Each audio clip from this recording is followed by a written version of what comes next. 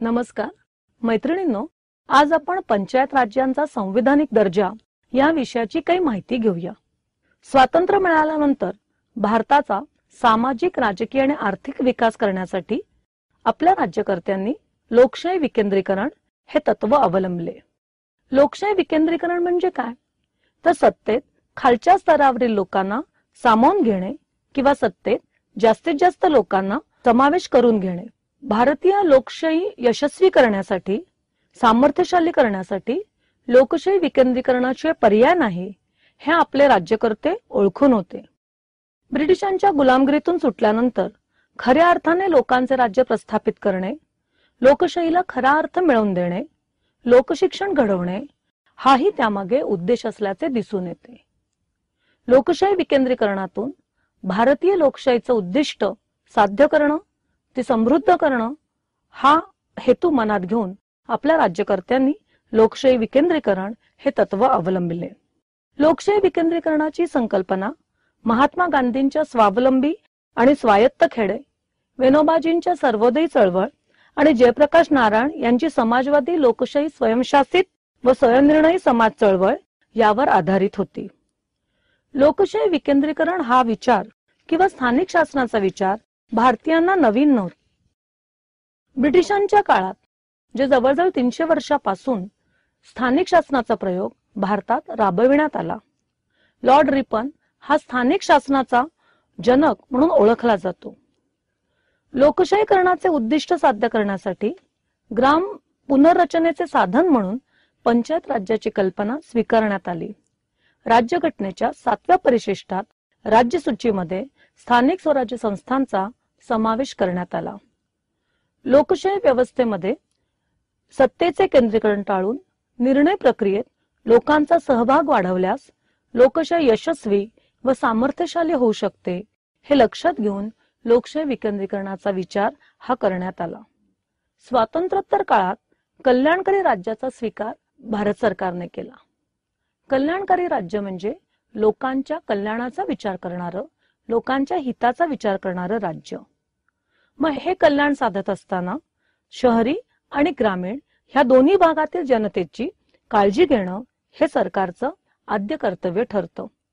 आणि म्हणून पंचायत राज ह्या संकल्पनेत सरकारने स्वातंत्र्य मिळाल्यानंतर ग्रामीण भागातील जनतेसाठी कोणकोणते उपाय केले, कोणकोणत्या उपाययोजना आखल्या याची आपण माहिती घेऊ।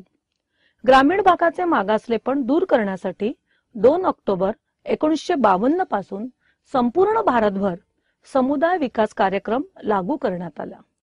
या समुदाय विकास कार्यक्रमाचे उद्दिष्ट ग्रामीण विकास योजनेत ग्रामीण भागातील जनतेला सहभागी करून घेणे, त्यांच्या नेतृत्व शक्तीचा विकास करणे, त्यांचा सांस्कृतिक, आर्थिक आणि सामाजिक विकास करणे, त्यांचे जीवनमान सुधारणे, स्थानिक लोकांना राजकीय सहभागाची संधी मिळवून देणे, त्यांच्या कलागुणांना वाव देणे, त्यांच्यातील नेतृत्व विकास करणे हा उदात्त हेतू डोळ्यासमोर ठेवून केंद्र सरकारमार्फत समुदाय विकास कार्यक्रम लागू करण्यात आला।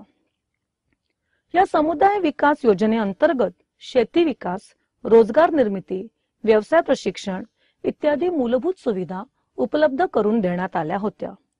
तथापि दुर्दैवाने या समुदाय विकास योजनेच्या कार्यक्रमाकडे लोकांनी केंद्राची योजना किंवा केंद्राचा कार्यक्रम किंवा एक लादलेला कार्यक्रम म्हणून पाहिलं आणि म्हणून ह्या योजनांना म्हणावं तसं यश मिळू शकलं नाही।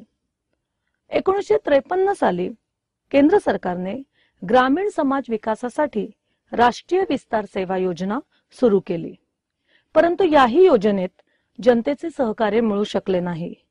ह्या योजना शासकीय पातळीवर मर्यादित राहिल्या। ह्या योजनांची अंमलबजावणी नोकरशहांनी केल्यामुळे प्रशासनाच्या मर्यादा ह्या योजनांना पडल्याचं आपल्याला दिसून येतं। त्यामुळे या दोन्ही योजनांना लोकांची मान्यता मिळू शकली नाही, कारण हा केंद्र शासनाने लादलेला उपक्रम आहे असे लोकांना वाटले। या दोन्ही योजनांच्या अंमलबजावणीची जबाबदारी नोकरशाहीवर पडल्याने नोकरशाहीच्या मर्यादाही या योजनांवर पडल्या। त्यामुळे या योजनांना अपेक्षित यश मिळू शकले नाही। या दोन्ही प्रकारच्या योजनांचा आढावात्मक अभ्यास करण्यासाठी आणि लोकशाही विकेंद्रीकरणासाठी 1957 साली बलवंतराव मेहता यांच्या अध्यक्षतेखाली एक अभ्यास गट स्थापन केला. या अभ्यास गटाने विकास कार्यक्रमाचे मूल्यमापन करण्यासाठी स्थानिक स्वराज्य संस्थांसंदर्भात काही शिफारशी केल्या. त्या शिफारशीवर आधारित असा अहवाल 24 नोव्हेंबर 1957 ला केंद्र सरकारला सादर केला. या अहवालावर आधारित भारतात पंचायत राज व्यवस्थांची निर्मिती करण्यात आली. या अहवालावर आधारित पंचायत राज्य योजना 2 ऑक्टोबर 1958 रोजी भारतामध्ये सुरू करण्यात आला. राजस्थान आणि आंध्र प्रदेश या 2 राज्यांमध्ये पंचायत राज्याचा प्रयोग सुरू झाला. त्यानंतर या पंचायत राज्यांचा कारभार पाहण्यासाठी, त्यांचं मूल्यमापन करण्यासाठी वेळोवेळी वेगवेगळ्या समित्या नेमण्यात आल्या. 1977 ला अशोक मेहता समिती, 1985 ला GVK राव समिती, 1986 ला LN सिंघवी अशा अनेक समित्या स्थापन करण्यात आल्या. त्या शिफारशींवर आधारित 1992 साली 73वी आणि 74वी घटनादुरुस्ती कायदा अस्तित्वात आला. या कायद्याची अंमलबजावणी 1993 पासून करण्यात आली. हे दोन्ही कायदे स्थानिक स्वराज्य संस्थांच्या बाबतीत आमूलाग्र परिवर्तन घडवून आणणारे साधन ठरले. या कायद्यांची माहिती घेण्यापूर्वी महाराष्ट्रातील पंचायत राज्य व्यवस्था, तिचं स्वरूप आपण लक्षात घेऊ. आपणा सर्वांना माहिती आहे की 1960 साली महाराष्ट्र राज्याची स्थापना झाली. महाराष्ट्र राज्याची स्थापना झाल्यानंतर तत्कालीन महसूल मंत्री वसंतराव नाईक यांच्या अध्यक्षतेखाली महाराष्ट्र शासनाने एक समिती नेमली. या समितीने महाराष्ट्रातील पंचायत राज व्यवस्थेसंबंधी काही शिफारशी सुचवाव्यात अशी अपेक्षा व्यक्त करण्यात आली. या समितीने 1 मे 1962 रोजी महाराष्ट्र पंचायत राज्य व्यवस्था संदर्भात आपला अहवाल सरकारला सादर केला आणि त्यानुसार 1 मे 1962 पासून महाराष्ट्रात पंचायत राज व्यवस्था अस्तित्वात आली. या समितीचा भर जिल्हा ह्या घटकावर होता आणि त्यामुळे जिल्हा परिषदा सक्षम करण्यावर, सामर्थ्यशाली करण्यावर या समितीने आपला भर दिला. या समितीच्या शिफारशींवर आधारित ज्या काही प्रकारचे पंचायती राज महाराष्ट्रात निर्माण झाले होते, या पंचायती राज व्यवस्थेचा आढावा घेण्यासाठी नंतरच्या काळात काही समित्या नेमण्यात आल्या. त्या समित्यांची आपण थोडक्यात माहिती घेऊ. वसंतराव नाईक समितीच्या शिफारशींवर आधारित जे काही पंचायती राज्य महाराष्ट्रात अस्तित्वात आले, या पंचायती राज्याचे मूल्यमापन करण्यासाठी 2 एप्रिल 1970 रोजी ल.ना. बोंगीरवार यांच्या अध्यक्षतेखाली महाराष्ट्र शासनाने एक समिती नेमली आणि ह्या समितीकडे पंचायत राज्याच्या कारभाराचे आणि वाटचालीचे मूल्यमापन करण्याची जबाबदारी सोपवली. या ल.ना. बोंगीरवार समितीमध्ये 11 सदस्य होते. या समितीने सप्टेंबर 1970 मध्ये आपला अहवाल सादर केला आणि त्यात पंचायत राज्य व्यवस्थेतील काही मर्यादा स्पष्ट केल्या. त्या पुढील प्रमाणे. या बोंगीरवार समितीचं असं म्हणणं होतं की महाराष्ट्रात जी काही पंचायत राज व्यवस्था निर्माण झालेली आहे, या पंचायत राज व्यवस्थेने ग्रामीण जनतेच्या अपेक्षा पूर्ण केल्या नाहीत, किंबहुना ग्रामीण जनतेच्या अपेक्षा पूर्ण करण्यात स्थानिक संस्था या कमी पडल्या आहेत. दुसरी मर्यादा पुढील प्रमाणे स्पष्ट केली की स्थानिक संस्थांकडे जी काही जबाबदारी सोपवण्यात आलेली आहे, त्या प्रमाणात साधन संपत्तीची उपलब्धता करून दिली नाही. त्यामुळे परिणामकारकपणे ह्या स्थानिक संस्थांना आपली कामे पार पाडता आली नाहीत. आणि तिसरा दोष या समितीने जो लक्षात आणून दिला तो म्हणजे अंमलबजावणीचा, की स्थानिक संस्था या अंमलबजावणीत मागे पडत आहेत, कारण कोणताही निर्णय घेण्याचं स्वातंत्र्य त्यांना नाही. हे दोष दूर करण्यासाठी या समितीने पुढील शिफारशी केल्या. पहिली शिफारस अशी होती की खासदार आणि आमदारांना जिल्हा परिषदेचे सभासदत्व देण्यात येऊ नये, कारण त्यांच्या राजकीय प्रभुत्वाचा, त्यांच्या राजकीय वर्चस्वाचा प्रभाव हा तत्कालीन पंचायत समिती आणि जिल्हा परिषदेच्या सदस्यांवर पडतो आणि तो टाळण्यासाठी, परंतु त्यांचं महत्व न नाकारता, या समितीने पुढील प्रमाणे शिफारशी केल्या की आमदार आणि खासदारांना जिल्हा परिषदेचे सदस्यत्व देण्यात येऊ नये. मात्र जिल्हा परिषदेचे सदस्य आणि आमदार खासदार यांच्यात समन्वय निर्माण करण्यासाठी नियोजन व पुनर्विलोकन समिती असावी. कारण समितीच्या असं लक्षात आलं होतं की आमदार आणि खासदार जर झेडपीचे सदस्य असतील तर त्यांच्या राजकीय वर्चस्वाचा, राजकीय प्रभुत्वाचा झेडपीच्या इतर सदस्यांवर परिणाम होतो आणि त्यामुळे जे काही राजकारण चालतं किंवा जे काही हितसंबंधांचा पाठपुरावा होतो त्यांना एक वेगळं परिमाण प्राप्त होतं. हे टाळण्यासाठी परंतु आमदार आणि खासदारांचा उपयोग करून घेण्यासाठी त्यांनी अभिनव अशी नियोजन आणि पुनर्विलोकन समितीची शिफारस सुचवली. दुसरं, या समितीच्या मते सहकार हा विषय राज्य शासनाकडे हस्तांतरित करावा. तिसरी सूचना, पंचायत समिती सदस्यांची निवड ही मतदारांकडून प्रत्यक्ष पद्धतीने व्हावी. हे पंचायत समितीचे सदस्य केवळ पदसिद्ध सदस्य नसावेत ग्रामपंचायतीचे, तर ते लोकांकडून निवडण्यात यावे अशी ही शिफारस होती. 500 पेक्षा अधिक लोकसंख्या असलेल्या गावात स्वतंत्र ग्रामपंचायत स्थापन करावी. 10,000 पेक्षा जास्त लोकसंख्या असणाऱ्या गावात नगरपरिषद स्थापन करावी. ग्रामपंचायतीत ग्रामसभेची बैठक वर्षातून किमान 2 वेळा व्हावी. प्रत्येक जिल्ह्यात एक कृषी उद्योग मंडळ असावे आणि न्याय पंचायती पूर्णपणे रद्द कराव्यात अशाही काही शिफारशी ह्या बोंगीरवार समितीने पंचायत राज्याची उपयोगिता आणि परिणामकारकता वाढवण्यासाठी केलेल्या आपल्याला दिसून येतात.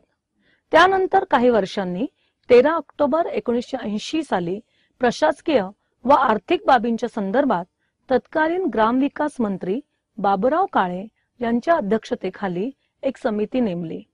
या समितीने पुढील शिफारशी केल्या. 80 साली आपल्या सर्वांना माहिती आहे की केंद्रामध्ये 20 कलमी कार्यक्रम, गरिबी हटाव यासारखे कार्यक्रम पुढे आले होते आणि त्यावर आधारित अशी एकात्मिक ग्रामीण विकास योजना ही जिल्हा परिषदेकडे द्यावी अशी या समितीने शिफारस केली.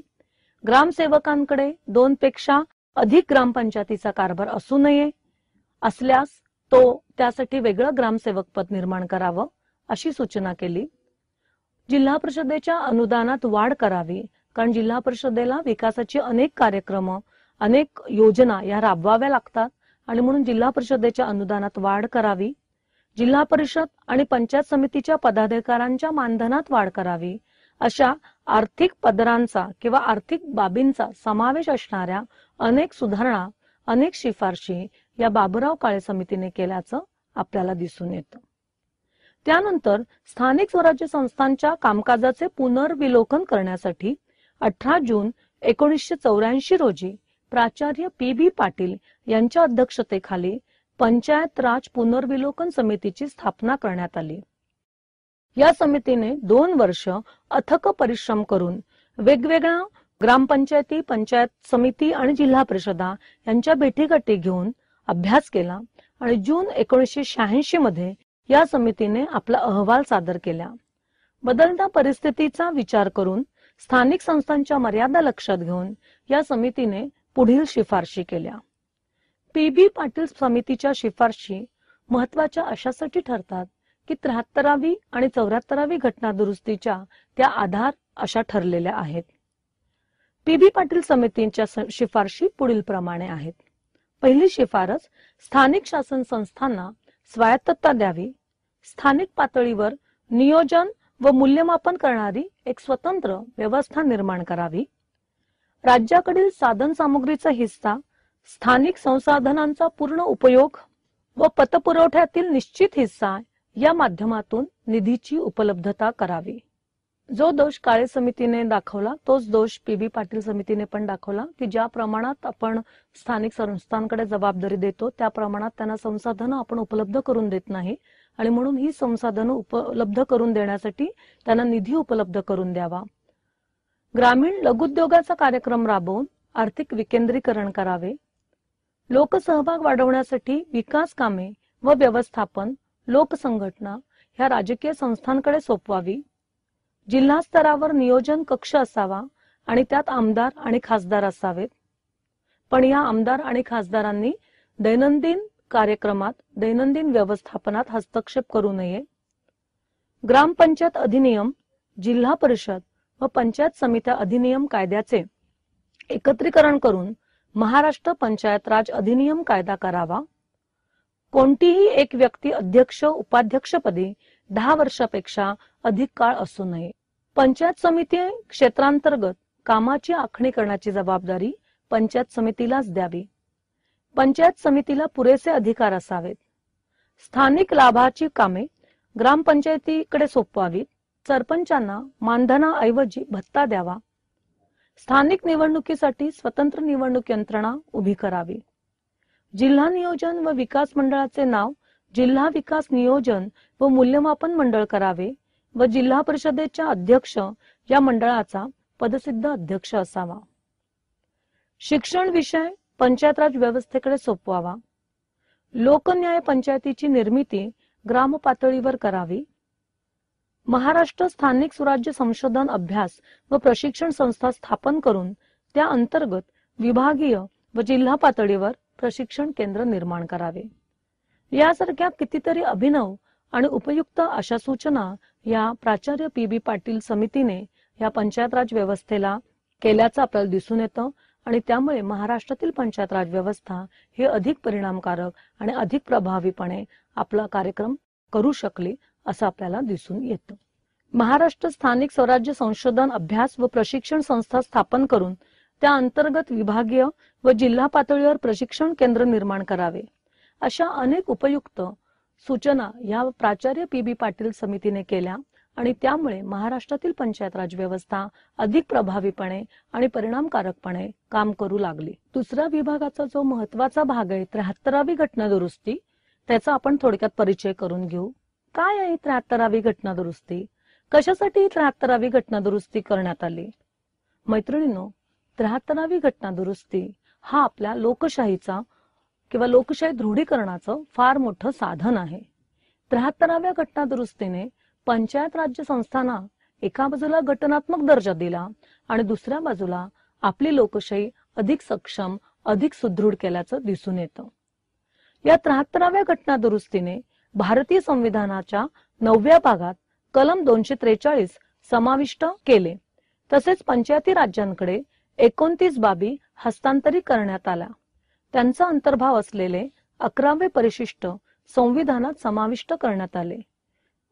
73वी घटना दुरुस्ती पंतप्रधान नरसिंह राव यांच्या कालावधीत झाली असली तरी या दुरुस्तीला 64व्या घटना दुरुस्तीची की जी दिवंगत पंतप्रधान राजीव गांधी यांच्या कालावधीत झाली होती त्याची पार्श्वभूमी आहे. ही 73व्या घटना दुरुस्तीने खालील महत्वाच्या तरतुदी स्पष्ट केल्या. पहिली तरतूद अशी आहे की ग्रामसभा स्थापन करणे हे बंधनकारक करण्यात आले आणि ती जबाबदारी राज्यांवर सोपवण्यात आली. आतापर्यंत वेगवेगळ्या अभ्यासकांच्या लक्षात आले होते की अनेक राज्यांमधून किंवा अनेक राज्यातील ग्रामपंचायतीच्या ग्रामसभेच्या बैठका होत नाहीत किंवा ग्रामसभा स्थापन करण्यात आलेल्या नव्हत्या आणि त्यामुळे पंचायत राज व्यवस्थेचा हा सर्वात खालचा स्तर हा दुर्लक्षित राहिला होता आणि परिणामकारकपणे काम करत नव्हता. आणि म्हणून या दुरुस्तीने सर्वप्रथम ग्रामसभा स्थापन करणे हे राज्यांवर बंधनकारक केले. ह्याच दुरुस्तीतील दुसरी तरतूद म्हणजे 243B कलम. यानुसार ग्राम, मध्य व जिल्हा स्तरावर ग्रामपंचायत, पंचायत समिती आणि जिल्हा परिषद स्थापून लोकसंख्येच्या प्रमाणात प्रतिनिधींची नेमणूक व्हावी. सरपंचांना पंचायत समितीचे व पंचायत समितीच्या सभापतींना जिल्हा परिषदेचे पदसिद्ध प्रतिनिधित्व देण्याची तरतूद करण्याचे निर्देश या तरतुदीनुसार करण्यात आले. याचा अर्थ काय होतो? याचा अर्थ एवढाच की 73वी घटना दुरुस्ती होण्यापूर्वी ग्रामपंचायतीमध्ये, पंचायत समितीमध्ये किंवा जिल्हा परिषदेमध्ये किती सदस्य असावेत हे राज्य सरकार ठरवत होतं किंवा तिथले राजकीय नेते ठरवत होते. 73व्या घटना दुरुस्तीची पुढची तरतूद म्हणजे ग्राम, मध्य व जिल्हा स्तरावर ग्रामपंचायत, पंचायत समिती आणि जिल्हा परिषद स्थापून लोकसंख्येच्या प्रमाणात प्रतिनिधींची निवड करणे. सरपंचांना पंचायत समितीचे व पंचायत समितीच्या सभापतींना जिल्हा परिषदेचे पदसिद्ध प्रतिनिधित्व देण्याची तरतूद करण्याचे निर्देश या अन्वये देण्यात आले. याचाच अर्थ असा की यापूर्वी ह्या तीनही स्तरांवरील संस्थांमध्ये किती लोक नेमले जावेत याबद्दल कुठचीही तरतूद नव्हती आणि त्यामुळे प्रस्थापित राज्यकर्त्यांना जेवढे सदस्य हवे असायचे तेवढे सदस्य नेमले जात होते। हा धोका टाळण्यासाठी ही तरतूद करण्यात आली। तिसरी तरतूद, निर्वाचित जागांमध्ये अनुसूचित जाती व जमाती आणि महिलांसाठी आरक्षित जागांसंबंधी तरतुदी करण्यात आल्या। 1/3 अधिकारपदे ही राखीव ठेवण्यात आली। महिलांसाठी 33% आरक्षण ठेवण्यात आले। या दुरुस्तीने पंचायत समितीचा, जिल्हा परिषदेचा आणि ग्रामपंचायतीचा कार्यकाल हा 5 वर्षे असा निश्चित केला। तत्पूर्वी एखादी ग्रामपंचायत किंवा पंचायत समिती किंवा जिल्हा परिषद बरखास्त झाली तर तिचे पुनर्गठन 6 महिन्याच्या आत करावे असे राज्य शासनावर बंधनकारक झाले आणि यामुळे राज्य शासनाची सुद्धा जबाबदारी वाढली। पाचवा आणि महत्वाचा मुद्दा म्हणजे या दुरुस्तीने 11वे परिशिष्ट जोडले। त्यानुसार कृषी विस्तारासह कृषी, भूविकास, पाटबंधारे, पशुसंवर्धन, सामाजिक वनीकरण, जंगले, खादी, ग्राम व कुटीरोद्योग, पिण्याचे पाणी, इंधन, रस्ते, नाले, पूल, अपारंपरिक ऊर्जा साधने, दारिद्र्य निर्मूलन कार्यक्रम, बाजार, जत्रा, ग्रंथालय, प्रौढ शिक्षण, दुर्बळ घटकांचा स्त्रिया बालक विकास इत्यादी बाबत पंचायतींना व्यापक अधिकार दिले।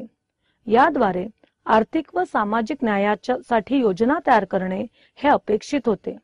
या 11वे परिशिष्टामुळे किंवा हे 11वे परिशिष्ट जोडल्यामुळे पंचायत राजची परिणामकारकता, प्रभावीपणा हा वाढल्याचं आपल्याला दिसून येतं। 73व्या दुरुस्तीनुसार पंचायत संस्थांच्या उत्पन्नाच्या साधनासंबंधीच्या तरतुदी करण्यात आल्या।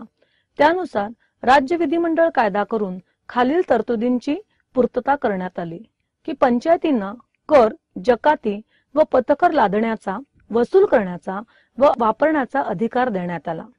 राज्य शासनाने लादलेले व वसूल केलेले कर, जकाती किंवा पथकर हे पंचायतीकडे सोपवण्यात आले। राज्याच्या एकत्रित निधीतून पंचायतींना अनुदान देण्याची तजवीज करण्यात आली। या तरतुदीतून पंचायत संस्थांना आर्थिकदृष्ट्या काही प्रमाणात सक्षम बनवल्याचे आपल्याला दिसून येते। या 73व्या घटना दुरुस्तीने राज्य वित्त आयोगाची स्थापना केली। पंचायतींच्या आर्थिक स्थितीचे परीक्षण करण्यासाठी राज्यपाल वित्त आयोगाची स्थापना करेल। त्याचा कार्यकाल 5 वर्ष राहील अशी तजवीज या दुरुस्तीने केली। 73व्या घटना दुरुस्तीनुसार पंचायत संस्थांचे हिशेब ठेवण्यासाठी व त्यांचे लेखा परीक्षण करण्यासाठी विधिमंडळ कायदा करून तरतूद करेल अशी एक नवीन तरतूद या दुरुस्तीनुसार करण्यात आली। या दुरुस्तीनुसार राज्य निवडणूक आयोग स्थापन करण्यात आला।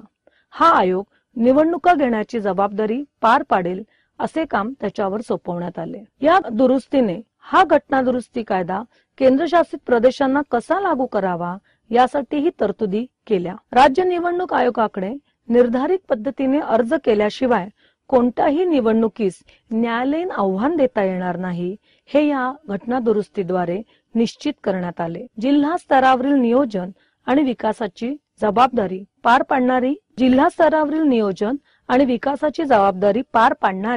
जिल्हा नियोजन व विकास समिती या घटना दुरुस्तीद्वारे निर्माण करण्यात आली। अशी ही 73वी घटना दुरुस्ती अनेक अंगाने महत्त्वपूर्ण ठरते। या घटना दुरुस्तीने भारताच्या राजकारणावर, समाजकारणावर, अर्थकारणावर फार मोठे सकारात्मक परिणाम घडवून आणले असं आपल्याला दिसून येतं आणि म्हणून या दुरुस्तीचे जे काही सकारात्मक परिणाम झाले त्याचा आपण थोडक्यात मागोवा घेऊ। या दुरुस्तीने घडवून आणलेलं सर्वात मोठं काम म्हणजे की ग्रामीण जनतेत आपल्या मूलभूत सुविधांच्या बाबतीत जाणीव जागृती झाली। पाणी पुरवठा, आरोग्य सुविधांमुळे पंचायत राज व्यवस्थेची कार्यक्षमता सिद्ध झाली। स्वयंशासनाला हातभार लागला। पिण्याचे पाणी, आरोग्य, जलसंधारण, रस्ते बांधणे इत्यादी विषयांवर चर्चा करून लोक निर्णय घेऊ लागले। पंचायत राज व्यवस्थेच्या अंमलबजावणीमुळे शासकीय धोरणात जबाबदारी आणि पारदर्शकता आली।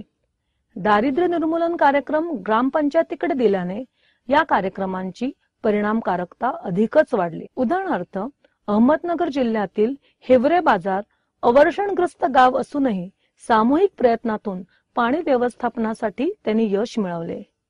गुजरातमधील खिडजा या अशिक्षित सरपंच महिलेने बांध बंधारे पक्के रस्ते बांधण्यासाठी 47 लाख रुपये कर्ज मिळवले व त्याचे व्यवस्थापनही केले. 73व्या घटना दुरुस्तीने पंचायत राज संस्थांना सक्षम केल्यामुळे हे जे सामाजिक परिवर्तन घडून आणले त्याचे मोल निश्चितच मोठे आहे. दुसरा सकारात्मक परिणाम म्हणजे या घटना दुरुस्तीने मोठे सामाजिक आणि राजकीय मनवंतर घडवून आणले. सामाजिक विषमता, पितृप्रधान व्यवस्था, सरंजामशाही, निरक्षरता, विकासाचा असमतोल इत्यादी वाईट गोष्टींना या दुरुस्तीने पायबंद घातला. अनुसूचित जाती जमाती, इतर मागासवर्गीय यांच्यासाठी आरक्षण ठेवले. लिंग भावात्मक न्याय प्रस्थापनेसाठी महिलांसाठी 33% आरक्षण ठेवले. स्त्रियांचा राजकीय व्यवस्थेतील सहभाग वाढला. त्यांच्या पुढाकाराने पाणी, आरोग्य, सांडपाण्याच्या सुविधा या जिव्हाळ्याच्या गोष्टींना अग्रक्रम मिळाला. स्त्रियांच्या सक्षमीकरणाला हातभार लावला आणि म्हणून 73वी घटना दुरुस्ती ही स्त्रियांच्या राजकीय सहभाग वाढवण्यामध्ये तिने फार मोठे योगदान दिले असं आपल्याला दिसून येतं. या दुरुस्तीचा तिसरा सकारात्मक परिणाम म्हणजे निर्णय निर्धारण प्रक्रियेचे विकेंद्रीकरण झाले. निर्णय घेण्यामध्ये आता केंद्राबरोबर राज्य आणि राज्याबरोबर स्थानिक शासन हे सुद्धा कार्यरत झाल्याचे आपल्याला दिसून येते. 1992 नंतर ग्राम पातळीवरून जिल्हा पातळीकडे निर्णय निर्धारण प्रक्रियेत विकास झाला. महिलांना प्राधान्य मिळाले. 10 लाखांपेक्षा अधिक महिला पदाधिकारी म्हणून कार्यरत झाल्याचे आपल्याला दिसून येते. सत्तास्थान पारंपरिक जाती व्यवस्था व कुटुंबापासून राजकीय पक्ष आणि विचार प्रणालीकडे सरकत असल्याचे दिसून येते. विकेंद्रीकरण, अधिकाधिक राजकीय सहभाग, अधिक जबाबदार पारदर्शक शासन प्रक्रिया या दुरुस्तीमुळेच प्रत्यक्षात येत आहे.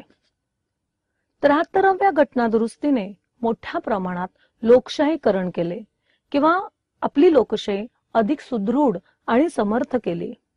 केरळ व पश्चिम बंगालमध्ये नियोजन हे ग्राम पातळीपासून सुरू झाले. स्थानिक लोक शासकीय यंत्रणेविरुद्ध आवाज उठवू लागले. महिला, अनुसूचित जाती जमाती, इतर मागासवर्गीय आपल्या हक्कांबाबत जागृत झालेले दिसतात. आपल्याच गावातील प्रबळ लोकांविरुद्ध दुर्बळ समूह रास्त हक्कांसाठी लढू लागले. ही सर्वांमध्ये ही ताकद या 73व्या घटना दुरुस्तीने निर्माण केली असं आपल्याला दिसून येतं. या दुरुस्तीमुळे संघराज्य व्यवस्थेला सुद्धा बळकटी आणली. आजपर्यंत जी केंद्राकडे झुकणारी आपली संघराज्य व्यवस्था होती, या 73व्या घटना दुरुस्तीने राज्यांना पण महत्व प्राप्त झाले. या दुरुस्तीने शासनाच्या प्रतिसाद क्षमतेत वाढ केली. शासन व नागरिक यांच्यात माहितीची देवाणघेवाण शक्य झाली. स्थानिक शासनामुळे लोकजागृती व लोकसहभागामुळे शासकीय निधीच्या विनियोजनावर या संस्थांचे नियंत्रण वाढल्याने निधी अपहाराचे प्रमाण कमी झाले. स्थानिक शासनामुळे लोकजागृती व लोकसहभागामुळे शासकीय निधीच्या विनियोजनावर या संस्थांचे नियंत्रण वाढल्याने निधी अपहाराचे प्रमाण कमी झाले. असे असले तरी या दुरुस्तीच्या पण काही मर्यादा आहेत आणि त्यामुळे पंचायत राज्य व्यवस्थेवर काही मर्यादा निर्माण झाल्याचे आपल्याला दिसून येते. पंचायत राज्य व्यवस्थेच्या मर्यादा पुढील प्रमाणे: 1. राज्यांनी पंचायतीकडे सोपवलेल्या विकासाच्या जबाबदारीच्या मानाने आवश्यक संसाधने सोपवली किंवा उपलब्ध करून दिली नाहीत. 2. जागतिकीकरणाच्या प्रक्रियेत राजकीय केंद्र हे शहरी भागांकडे स्थलांतरित झाल्याने पंचायत राज व्यवस्थेच्या सबलीकरणाला काही मर्यादा पडल्या. पंचायतीच्या बाबतचे निर्णायक अधिकार घटक राज्यांनाच दिले, ही पण एक मर्यादा आली. कार्ये, यंत्रणा व निधींचा अभाव, निधींच्या उपलब्धतेसाठी स्थानिक शासनाला केंद्र व राज्यांवर सतत अवलंबून राहावे लागते आणि त्यामुळे या स्थानिक संस्था परिणामकारक आणि प्रभावीपणे काम करताना आपल्याला दिसून येत नाही. राजकारणी आणि प्रशासकांचा स्थानिक शासनाकडे पाहण्याचा उदासीन दृष्टिकोनामुळे सुद्धा या संस्था प्रभावीपणे आपला प्रभाव उमटवताना दिसत नाही. या संपूर्ण स्थानिक शासनामध्ये प्रशासकीय यंत्रणेचाच अभाव आपल्याला दिसून येतो. राज्य वित्त आयोग व नियोजन आयोगांनी केलेल्या महत्वाच्या शिफारशींची दखल राज्याद्वारे घेतली जात नाही आणि त्यामुळे प्रशासकीय यंत्रणेचा अभाव आढळतो. स्थानिक शासनाच्या बाबत राजकीय पक्षांची भूमिका ही अस्पष्ट आहेत. समरसतेने एकजीवपणे आजही स्थानिक संस्था विकास कार्यासाठी कार्यरत असलेल्या दिसत नाहीत. स्थानिक पातळीवरील हितसंबंधी गटात असणारी स्पर्धा, संघर्ष यामुळे विकास कार्याच्या अंमलबजावणीत अडथळे निर्माण होतात आणि यामुळे सुद्धा 73वी घटना कितीही प्रभावकारी आणि परिणामकारकपणे जरी राबवायची म्हटली तरी पंचायत राज अंतर्गत असणाऱ्या या दोषांमुळे की ह्या मर्यादांमुळे पंचायत राज व्यवस्था प्रभावीपणे किंवा परिणामकारकपणे काम करताना दिसत नाही. जागतिकीकरण आणि आधुनिकीकरणाच्या काळात पंचायत राज व्यवस्थेसमोर अनेक आव्हाने निर्माण झालेली आहेत. कोणती आव्हाने आहेत? तर पहिलं आव्हान आहे की निवडणूक सुधारणा करणे गरजेचे आहे. ग्रामसभेत लोकांचा सहभाग वाढवणे आवश्यक आहे. विकेंद्रित नियोजनावर भर देणे आवश्यक आहे. वित्तीय विकेंद्रीकरणाची मागणी पुढे येणे आवश्यक आहे. वित्तीय जबाबदारीची जाणीव स्थानिक शासनामध्ये निर्माण होणे आणि केंद्र राज्यांमध्ये निर्माण होणे गरजेचे आहे. प्रशासकीय विकेंद्रीकरण सुद्धा आवश्यक आहे. सामाजिक परिस्थितीत बदल होणे हे एक मोठे आव्हान या पंचायत राज व्यवस्थेसमोर आहे की पंचायत राज व्यवस्थेसमोरील एक महत्त्वाचे आव्हान म्हणजे स्थानिक क्षेत्रातील जनतेच्या सामाजिक परिस्थितीमध्ये सकारात्मक बदल घडवून आणणे. गरिबी, विषमता, कालबाह्य प्रथा, परंपरा, संकेत यामध्ये बदल करण्यात व त्या कमी करण्यात पंचायत राज व्यवस्थेचे योगदान दिसत नाही. स्थानिक संस्था या केवळ प्रशासकीय व राजकीय यंत्रणा नसून त्यांनी समाज परिवर्तनाची पण भूमिका बजावली पाहिजे, कार्य केले पाहिजे अशी अपेक्षा आहे. बदलत्या जागतिक अर्थ राजकारणाचा पार्श्वभूमीवर भारतातील पंचायत राज व्यवस्थेला घटनात्मक दर्जा देण्यात आला असला तरी त्याद्वारे स्थानिकांचा राजकीय सहभाग, सार्वजनिक धोरण निर्मितीतील प्रभाव, लोकशाही विकेंद्रीकरण, स्थानिक समूहाचे सक्षमीकरण यांना मिळणारा अवकाश दुर्लक्षता येणार नाही. मात्र कार्ये, यंत्रणा व निधी यांच्या हस्तांतरणातील अडथळे दूर झाल्यास पंचायत राज व्यवस्था खऱ्या अर्थाने यशस्वी ठरतील. लोकशाही विकेंद्रीकरण प्रभावीपणे कार्यरत होण्यासाठी पुढील 3 घटक महत्त्वाचे आहेत. 1. निर्वाचित परिषदेला पुरेसे अधिकार द्यावेत. 2. पुरेसे उत्पन्नाचे स्रोत पुरवले जावेत. 3. नोकरशहा निर्वाचित प्रतिनिधीला व निर्वाचित प्रतिनिधी लोकांना जबाबदार असावेत. या 3ही बाबी सबळ प्रमाणात असतील तर भारतासारख्या सर्वात मोठ्या लोकशाही देशातील लोकशाही विकेंद्रीकरणाचा प्रयोग हा यशस्वी होऊ शकेल आणि तरच खऱ्या अर्थाने 73व्या घटना दुरुस्तीची उपयुक्तता किंवा सार्थकता ही टिकू शकेल असे मला म्हणावेसे वाटते. विभाग 2च्या पंचायत राज्यांच्या संविधानिक दर्जाच्या प्रकरणामध्ये आपण सुरुवातीला वेगवेगळ्या समित्या आणि 73वी घटना दुरुस्ती हा भाग पाहिला. या 73वी घटना दुरुस्तीचाच कलम म्हणजे 243 ते सुद्धा मी स्पष्ट केलं. यानंतरचा पुढचा भाग दुसऱ्या विभागातला तो म्हणजे participatory democracy in tribal areas म्हणजे आदिवासी भागातील सहभागी लोकशाही आणि त्या संदर्भातील पेसा ऍक्ट. पेसा ऍक्टचा पूर्ण अर्थ मी तुम्हाला आता सांगते. Panchayat extension to the scheduled areas act 1996. मराठीत त्याचा अर्थ आहे पंचायत अनुसूचित विभागांसाठी कायदा 1996. मग प्रश्न असा निर्माण होतो की पेसाची आवश्यकता का भासली? 1996 सालीच पेसा का करण्यात आला? तर ह्या कायद्याच्या मागची पार्श्वभूमी आपण थोडक्यात पाहूया. 1981, 1990 आणि 1993 चे कायदे हे आदिवासींचे हक्क रक्षण करण्यास पुरेसे न पडल्याने 24 डिसेंबर 1996 ला हा कायदा आदिवासी किंवा अनुसूचित विभागातील लोकांचे हक्क सामाजिक, आर्थिक आणि सांस्कृतिक सुरक्षित ठेवण्यासाठी करण्यात आला. हा कायदा आंध्र, छत्तीसगड, गुजरात, हिमाचल प्रदेश, झारखंड, मध्य प्रदेश, महाराष्ट्र, ओरिसा आणि राजस्थान इत्यादी 9 राज्यांना लागू झाला. झारखंडचा अपवाद वगळता इतर राज्यांना या कायद्यानुसार आपापल्या राज्यातील अनुसूचित विभागातील लोकांचे हक्क स्वातंत्र्य जपून त्यांना स्वयंशासित करून त्यांची ताकद वाढवून त्यांचा आर्थिक, सामाजिक, सांस्कृतिक विकास करणे हा या कायद्याचा हेतू आहे. एका बाजूला अनुसूचित विभागातील लोकांच्या रूढी, प्रथा, परंपरांचे, त्यांच्या व्यवस्थापकीय कौशल्यांचे जतन करून दुसऱ्या बाजूला त्यांना उपयुक्त व पोषक ठरेल अशी प्रशासकीय चौकट उपलब्ध करून देणे हा या कायद्याचा दुसरा हेतू आहे. हा कायदा एका बाजूला आदिवासींचे पारंपरिक कायदे वैध मानतो, तर दुसऱ्या बाजूला त्यांच्या रूढी, प्रथा, परंपरांना धक्का बसेल असा कोणताही कायदा न करण्याचा राज्यांना आदेश देतो. राज्यांनी अनुसूचित विभागातील पंचायतींच्या संदर्भात कायदे करताना या पैसा कायद्याची सुसंगतच कायदे करावेत असा आदेश हा कायदा देतो. इतर पंचायतीप्रमाणे या अनुसूचित विभागातही पंचायत असावी, सर्व मतदार तिचे सदस्य असावेत. या पंचायतीने आपल्या रूढी, प्रथा, परंपरांचे जतन करावे, स्वतःची सांस्कृतिक ओळख टिकवून स्वयंशासन करावे अशी अपेक्षा हा कायदा करतो. या कायद्यानुसार अस्तित्वात आलेल्या ग्रामसभेने आरक्षणावर भर देऊन अनुसूचित जाती जमातीचे उमेदवार पदाधिकारी प्रमुख म्हणून नेमून त्यांच्या हाती सत्ता सुपूर्द करावी. तसेच पंचायतीत निम्म्याहून अधिक सदस्य हे अनुसूचित जाती जमातीचे असावेत अशी अपेक्षा हा कायदा ठेवतो. राज्याने अनुसूचित विभागातील जागा विकास प्रकल्पासाठी संपादन करण्यापूर्वी तेथील लोकांचे पुनर्वसन कशा प्रकारे व्हावे यासाठी ग्रामपंचायत किंवा ग्रामसभेशी विचारविनिमय करावा असे हा कायदा सांगतो. अनुसूचित विभागात खाणकामाचे परवाने देण्यापूर्वी किंवा खनिज काढण्यापूर्वी ग्रामसभेची परवानगी घ्यावी अशीही तरतूद या कायद्यात करण्यात आली आहे.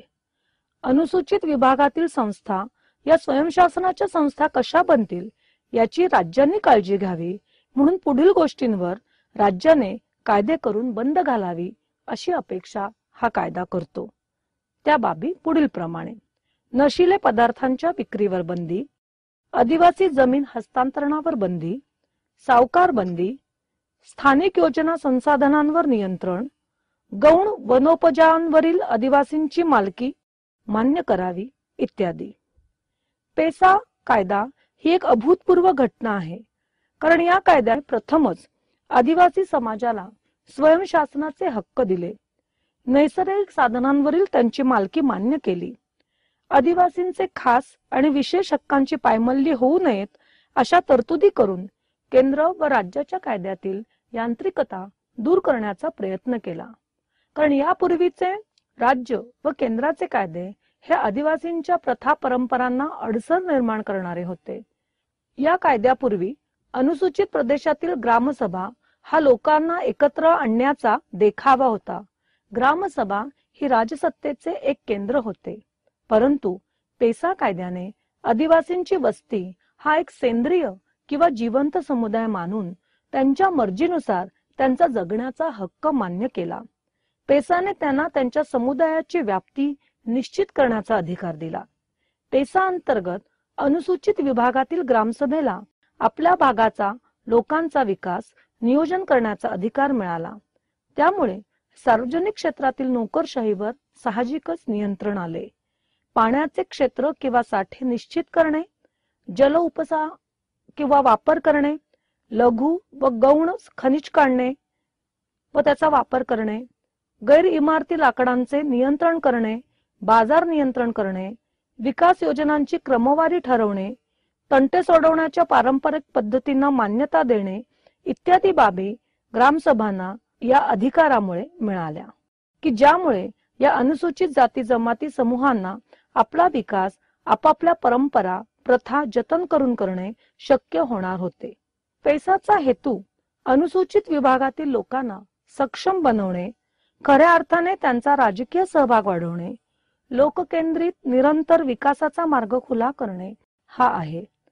पेसाच्या यशस्वी अंमलबजावणीतून आमच्या गावात आमचे सरकार हा सहभागी लोकशाहीचा मार्ग नव्याने निर्माण होणार होता. सहभागी लोकशाहीच्या दिशेने उचललेले ते एक पाऊल होते. अनुसूचित विभाग आदिवासी स्वशासनाचा हा विशेष कायदा त्यांचे सामाजिक स्थान मान्य करून आर्थिक विकासावर भर देतो. त्यांची परंपरा रूढींचे जतन करून त्याला आधुनिकतेची जोड देणारा हा कायदा आहे. पेसाच्या कायद्याने अभिनव उपयोजन गडचिरोली जिल्ह्यातील मेंढालेखा गावाने केले. बांबू विक्रीच्या माध्यमातून केंद्र व राज्य सरकारला ग्रामपंचायत आर्थिकदृष्ट्या कशी सक्षम होऊ शकते हे मेंढालेखा गावाने दाखवून दिले. मेंढा गावाचे हे उदाहरण हे पुढचे पाऊल ठरते, कारण आमच्या गावात आमचे सरकार हा पेसा कायदा सांगतो, तर आमच्या गावात आम्हीच सरकार ही संकल्पना मेंढा गावाने प्रस्थापित केली आहे. म्हणूनच सहभागी लोकशाहीच्या यशस्वी अंमलबजावणीसाठी पेसा कायद्याची ताकद व परिणामकारकता वाढवणे आवश्यक आहे. परंतु पेसा कितीही क्रांतिकारी असला तरी त्याची अंमलबजावणी प्रभावीपणे झालेली दिसत नाही. त्यामुळे त्याची परिवर्तनकारी ताकद कमी झाली आहे. मतांच्या राजकारणाच्या गर्तेत पेसाचे मोल राजकारणी समजून घेताना दिसत नाही. त्यामुळेच राजकीय धोरणांची अंमलबजावणी आदिवासींच्या बाबतीत होताना आपल्याला दिसत नाही.